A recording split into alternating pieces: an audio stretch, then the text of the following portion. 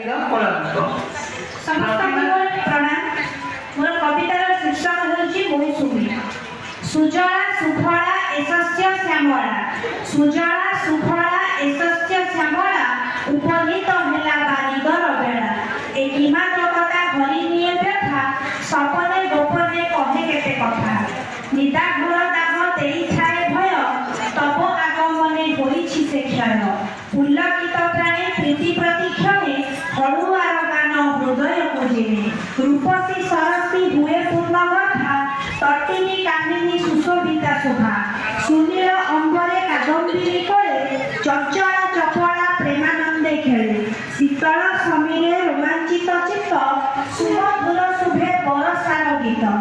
प्रेम अनुराग अटे परा स्निग्ध, जुगल मूर्ति हुअन्ति विमुग्ध। प्रेयसी मानसी आगो मधु छटा, कवि भावुक तुम ठारे बंदा। तुमरी परसे दूर हुए क्लेश, चाषी भाई मुखे फुटी उठे हस। धन्यवाद।